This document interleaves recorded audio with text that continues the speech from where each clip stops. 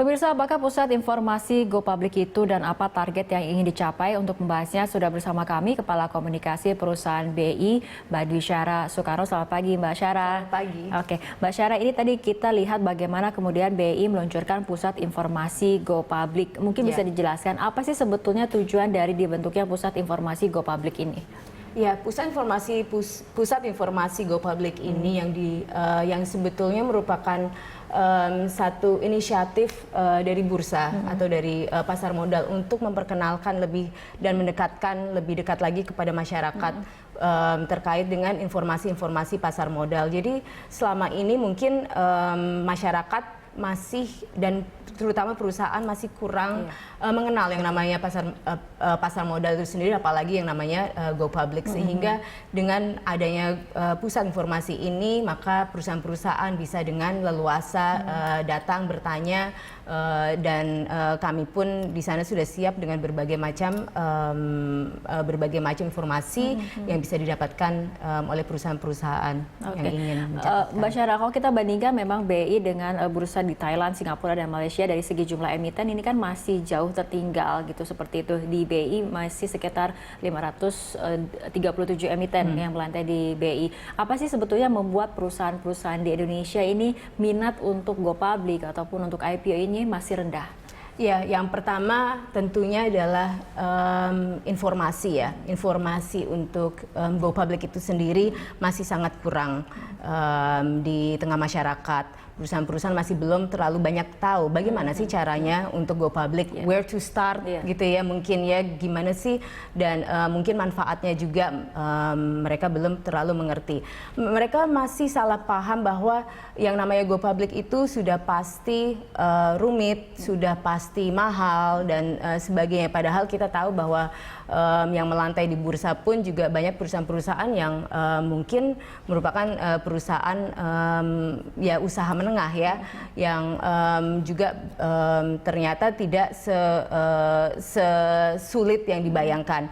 Jadi itu yang sepertinya di bayangan masyarakat. Kenapa kok dikatakan sebetulnya kalau rumit, tidak juga, karena prosesnya sudah jelas dan juga waktu yang dibutuhkan juga tidak terlalu lama. Dan pada dasarnya yang pertama-tama disiapkan tentunya adalah aspek keuangan dan aspek legal, di mana itu keseharian dalam operasional perusahaan tentunya itu pun juga semuanya sudah ada. Lalu ada juga yang dikatakan mahal, sebetulnya masih seperti banyak sekali jasa-jasa yang terkait untuk lembaga-lembaga penunjang untuk menunjang proses IPO ini, dan tentunya juga menawarkan harga-harga yang kompetitif satu sama lain. Yang ketiga adalah bahwa banyak sekali berpendapat bahwa karena kondisi pasar mungkin menurun dan sebagainya, mereka enggan untuk masuk di saat seperti itu. Padahal sebetulnya justru karena sedemikian dinamisnya, kita nggak pernah tahu kapan akan menjadi lebih baik dan sebagainya, dan butuh proses juga, sehingga itu dibutuhkan.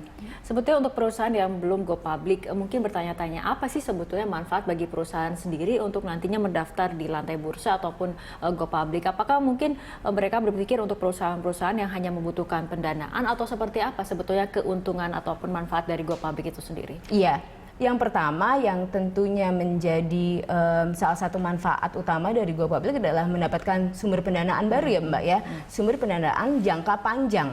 Yang itu adalah yang nomor satu, di mana mungkin selama ini pinjaman-pinjaman hanya didapatkan adalah bersifat pinjaman gitu ya, pendanaan bersifat pinjaman. Lalu sekarang gimana kalau udah kita nggak bisa juga gitu sebuah perusahaan mendapatkan pinjaman yang terlalu besar juga, sehingga harus diimbangi dengan mungkin dari sisi ekuitas. Jadi struktur permodalan yang harus dikuatkan. Founder dari perusahaan tentunya nggak akan secara modal juga tentunya pada suatu saat akan terbatas, sehingga dengan cara pendanaan melalui Go Public ini adalah yang paling tepat. Belum juga kita bicara mengenai meningkatkan image perusahaan, tentunya value dari perusahaan sendiri tentunya tentunya dengan lebih transparan dan lebih baik lagi, professionalism dan sebagainya, maka itu akan menjadi satu value added dari perusahaan dibandingkan dengan kompetitornya. Oke. Gitu. Tapi syarat utama agar sebuah perusahaan bisa kemudian go public atau melantai di BI itu apa, Bu? Persyaratan utamanya? Persyaratannya sebetulnya banyak sekali perusahaan yang sebetulnya bisa masuk sebagai perusahaan yang go public. Yang pertama adalah tentunya dia sudah siap dengan adanya laporan keuangan dan dengan aset net tangible asset yang misalnya 5 miliar, itu pun juga sudah. Jadi bisa dikatakan bahwa usaha menengah kecil pun juga bisa sebetulnya go public dan melantai di bursa. Oke, Mbak Syara, kita akan lanjutkan perbincangan, tapi kita ikuti jeda berikut terlebih dahulu.